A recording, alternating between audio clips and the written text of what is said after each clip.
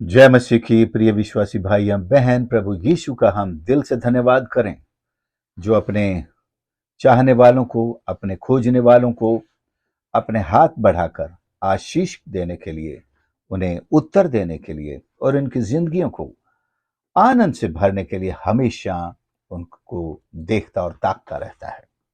जी हाँ, ये बात सच है। परमेश्वर के वचन में हम पाते हैं उजिया राजा के बारे में। केवल एक पद में आपके लिए पढ़ना चाहूंगा जो दूसरा क्रॉनिकल्स इतिहास 26 अध्याय का 5 पद है, जहां लिखा है, जकरिया के दिनों में जो परमेश्वर के दर्शन के विषय समझ रखता था वह परमेश्वर की खोज में लगा रहा। वह का यहां पर मतलब है राजा उजिया परमेश्वर की खोज में लगा रहता था, और जब तक वह यहोवा की खोज में लगा रहा तब तक परमेश्वर ने उसको सफलता दी। यहां पर शुरू से ही हम देखते हैं उजिया राजा अपने पिता अमस्या के स्थान पर राजा बनाया गया और उसकी उम्र 16 वर्ष की थी। 16 वर्ष का एक नौजवान, परमेश्वर को जानने वाला, उसका भय मानने वाला, परमेश्वर के पीछे चलने वाला, परमेश्वर की खोज करने वाला, और परमेश्वर ने उसको जबरदस्त रीति से इसलिए आशीष दी कि वो परमेश्वर का खोजी था। लिखा है जैसे कि वह परमेश्वर की खोज में लगा रहता था और परमेश्वर ने उसको सफलता दी। हालांकि ये बात अलग है कि उसकी इस सफलता ने उसके अंदर एक घमंड ला दिया था, जिससे उसका पतन बहुत बुरा हुआ। वो भी हम थोड़ा सा उस पर देख सकते हैं। 16 पद में लिखा, जब वह सामर्थी हो गया तब उसका मन फूल उठा और उसने बिगड़कर अपने परमेश्वर यहोवा का विश्वासघात किया। अर्थात क्या किया? वह धूप की वेदी पर धूप जलाने को यहोवा के मंदिर में घुस गया। याजकों ने विरोध किया, याजकों भी वो झुंझला पड़ा, मतलब गुस्सा हो गया, तुम कौन होते हो मुझे रोकने वाले।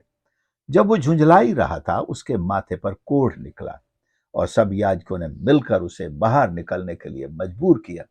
जब उसने देखा कि वो कोढ़ी हो गया है, वो खुद ही वहां से बाहर भाग के चला गया और फिर राजगद्दी पर भी बैठने लायक नहीं रहा। अपने एक अलग कमरे में उसको रखा गया और मरने तक वो अलग रहा। और एक श्रापित जीवन समझो, ये भी कोड़ एक श्राप ही कहा जाता है, उसको हो गया। और नबी यशाया ने उसके बारे में अपने पुस्तक में लिखा है, और जिस वर्ष वो मरा तब परमेश्वर का दर्शन यशाया को हुआ। खैर, मेरा मनन आज इस बात पर है, उसके जीवन की एक अच्छी बात ये है कि वो परमेश्वर को खोजता था और परमेश्वर उसे सफल करता था। आज के नौजवान परमेश्वर की खोज में हमको बहुत कम निकले दिखाई देते हैं। हमारे जीवन की सारी आशीषें परमेश्वर के पास हैं और हम परमेश्वर से खोज करें, परमेश्वर के पास आए।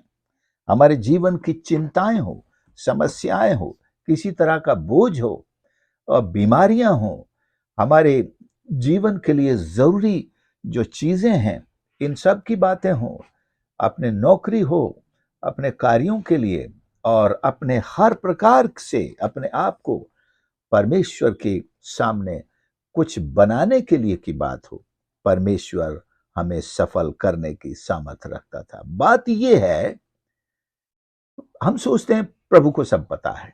हाँ, प्रभु को सब पता है, लेकिन क्या हम उसके खोजी हैं?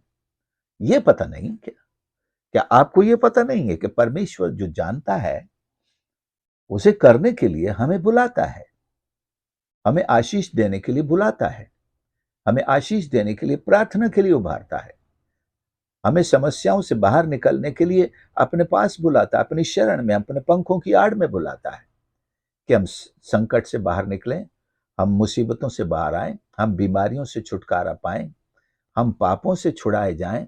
इसलिए तो वो हमको अपने पास बुलाता है। ये काम तो हम नहीं करते, लेकिन ये कह देते हैं कि प्रभु को तो सब पता है, वो क्यों नहीं कुछ करता है। जब उसने आपको अपने पास बुलाया है, अगर हम इतना सा भी नहीं करेंगे तो फिर हम उससे क्यों आशा करें? सबसे पहले हमें अपने हालात को जानना और उसके सामने लाना होगा, पुकारना होगा, उसको खोजना होगा, उससे दया की भीख मांगनी होगी। वो हमारे लिए सब कुछ करने के लिए तैयार बैठा है। जैसा हम यूहन्ना 3:16 में पढ़ते हैं, वो किसी का पक्षपात नहीं करता है। उसने तो सारे जगत से प्रेम किया है। आपसे, मुझसे, हम चाहे किसी भी विश्वास के पंथ के कहीं के भी क्यों ना हो, काले हों, गोरे हों, ऊंची जाति, नीची जाति, ये मनुष्य ने जो कुछ बनाया है। रंग तो खैर मनुष्यों के बस का नहीं है, लेकिन बांटा तो मनुष्यों ने ही है। ये ऊंचा है, ये नीचा है, ये छूत है, ये अछूत है, ये इस धर्म का है, ये उस धर्म का है। लेकिन परमेश्वर ने इस तरह की कोई चीज नहीं बनाई है। लेकिन सत्य दिल से, सच्चाई के साथ परमेश्वर के पास जो भी आता है, परमेश्वर उससे ऐसा कोई सवाल नहीं करता है। और परमेश्वर के सम्मुख आने में किसी को किसी तरह की रुकावट नहीं है। कोई दरवाजे पर आपको नहीं रोकेगा, टोकेगा कि भाई आप काले हैं, आप मंदिर में नहीं जा सकते, कि भाई आप इस देश के नहीं हो, आप इस विश्वास के नहीं हो, इस धर्म के नहीं हो, आप मंदिर में नहीं जा सकते, ईश्वर के पास नहीं जा सकते। अगर जो मंदिर आपको ईश्वर जाने से रोकता है, स्वयं परमेश्वर भी उस मंदिर में नहीं रहता है। क्या बात करते हो? अगर कोई मंदिर के दरवाजे पर आपको रोकता है कि आपका यहां अंदर जाना मना है, तो समझ लीजिए वो जिसके नाम से रोक रहा है वो वहां है ही नहीं, कोई और ही वहां पर बैठा हुआ जो ईश्वर नहीं है।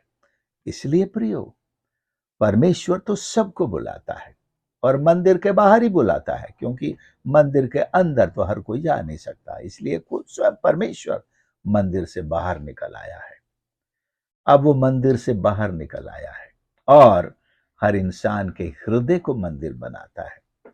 लोग, तुम एक मंदिर के लिए रोकते थे, उसने तो लाखों करोड़ों मंदिर बना दिए। हर इंसान का दिल ईश्वर का मंदिर है। आज हमारा मनन हमारे सफलता पाने के ऊपर है। यहोशू से भी परमेश्वर ने कहा, जब मूसा परमेश्वर का दास इस दुनिया से रुखसत होकर चला गया, परमेश्वर ने वो जिम्मेदारी यहोशू को दी। तो यहोशू के सामने एक बड़ी चुनौती थी।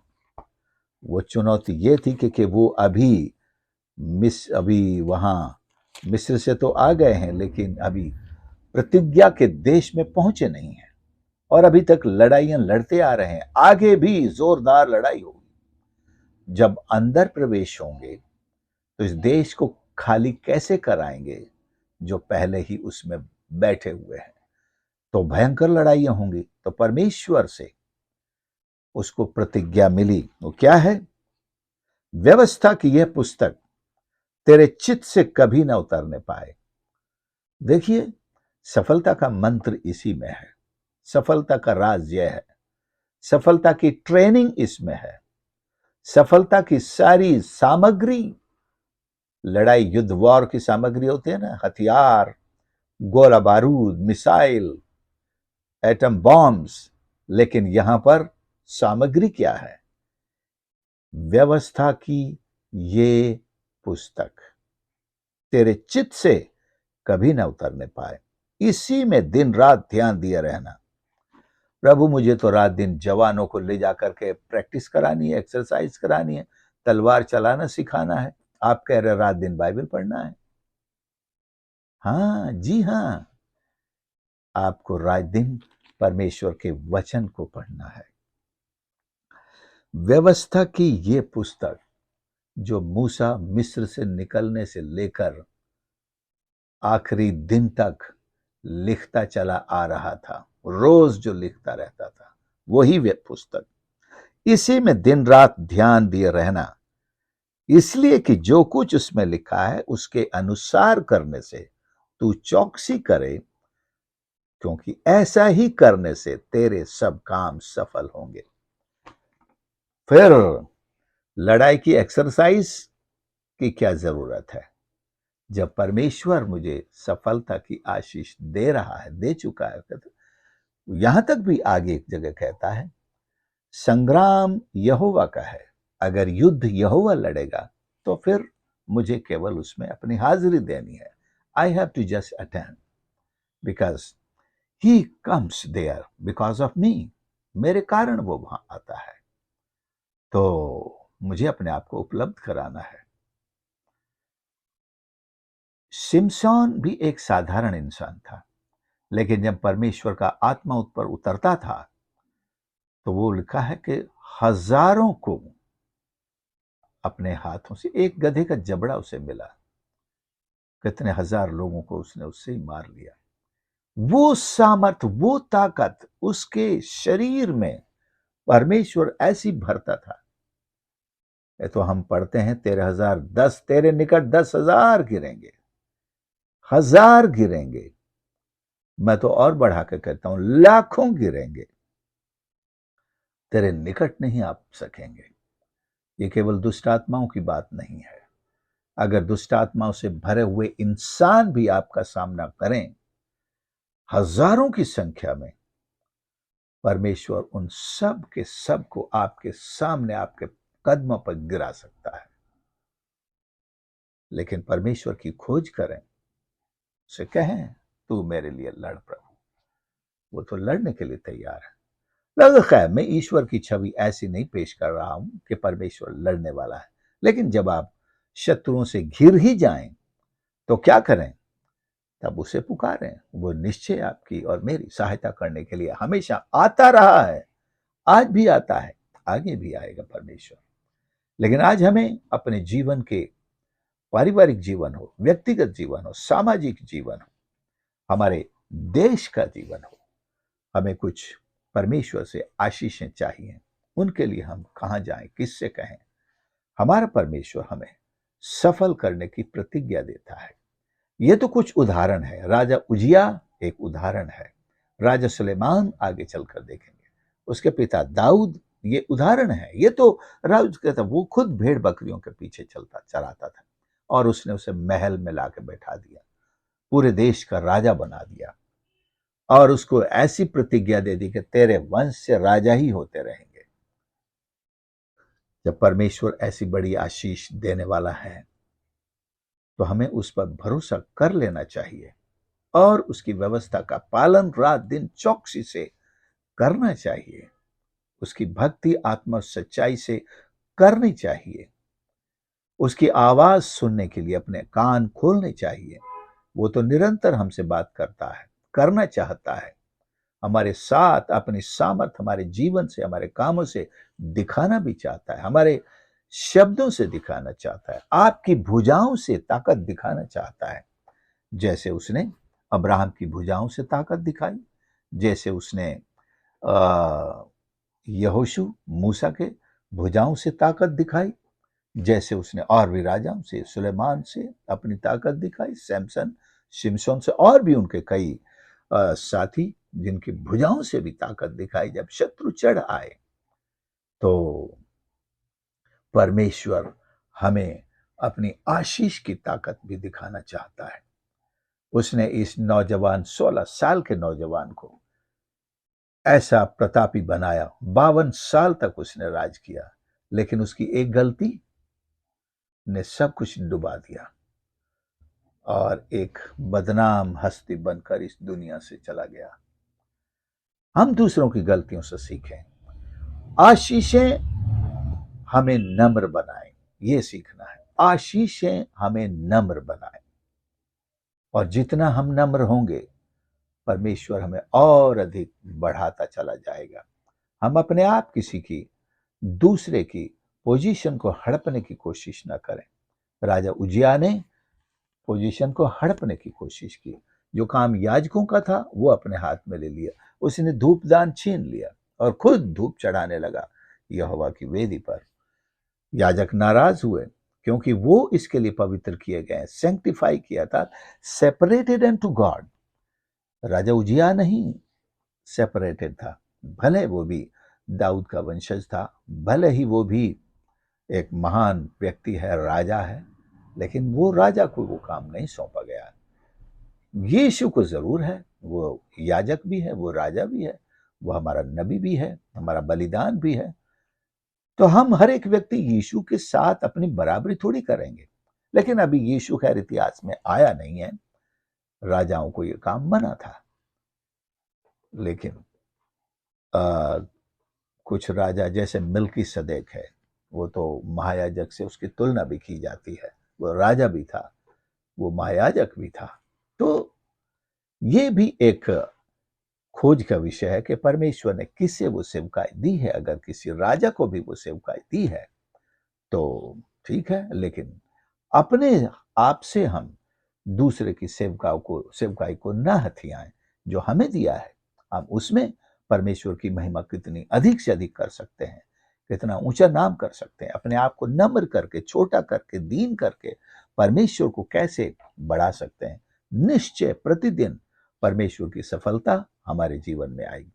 आप किस क्षेत्र में सफलता चाहते हैं? सबसे पहले तो मैं सलाह दूंगा कि हम अपने आत्मिक क्षेत्र में सफलता हासिल करें। हम परमेश्वर के सम्मुख आत्मिक रूप से और उन्नति पाएं, तरक्की पाएं, परमेश्वर के आत्मा से, उसके अनुग्रह से भरे जाएं, सच्चाई और आत्मा से होकर उसकी आराधना करें और परमेश्वर की नजदीकी का, उसकी उपस्थिति का एहसास और उसके आत्मा से भरने का एहसास हमें प्राप्त होने पाए और परमेश्वर की मर्जी को पूरा करने का, जो वो चाहता है वो हम अपने जीवन से करने पाए। फिर हम अपने जीवन की, वो तो पहले मत्ती 6:33 में हमको वैसे ही आशीष दी गई, ये सब वस्तुएं तुम्हें मिल जाएंगी। उन्हें हमें पूछना नहीं, मांगना नहीं पड़ेगा, खोजना नहीं पड़ेगा। हम केवल ईश्वर की खोज करेंगे, इस चीजें सब हमें मिल जाएंगी। फिर भी परमेश्वर ने कहा तुम मांगो तो तुम्हें दिया जाएगा।